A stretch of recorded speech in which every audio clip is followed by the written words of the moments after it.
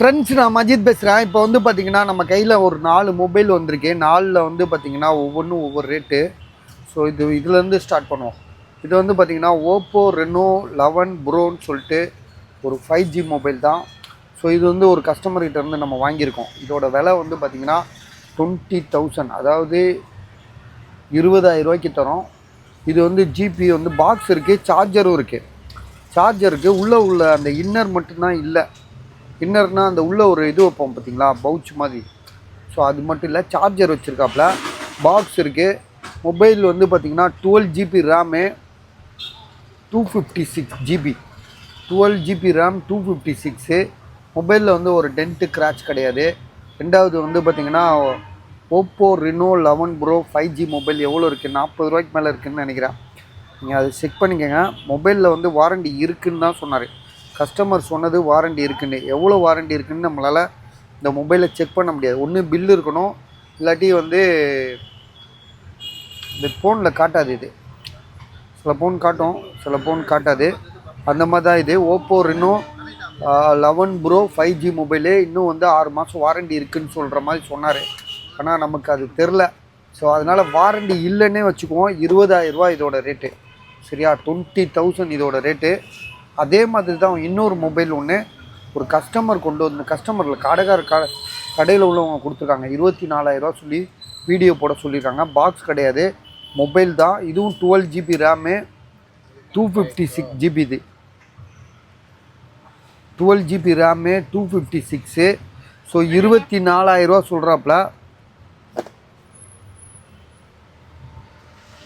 So அதுவும் ஒன்றும் பெருசாக வித்தியாசம் தெரியல.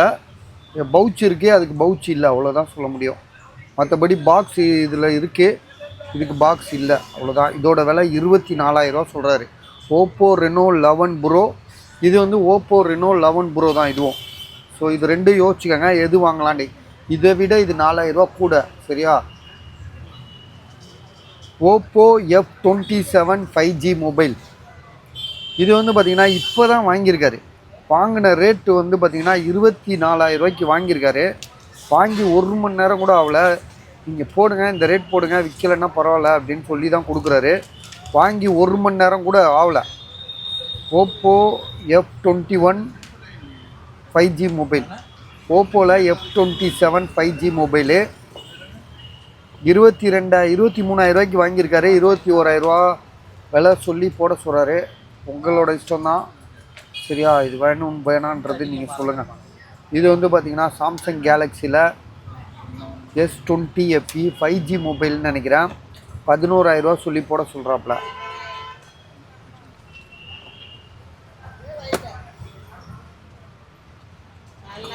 Five G mobile.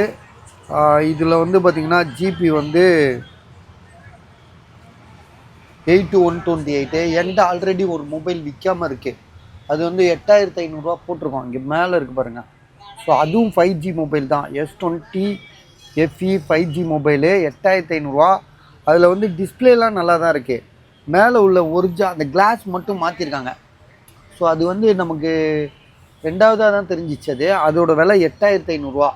அதே மாதிரி இன்னொரு S20 FE ஒன்று இருக்குது. அது வந்து எவ்வளோ போட்டோம், 5,500 ரூபா போட்டோம். மொபைல் எங்கே இருக்குன்னு தெரியல.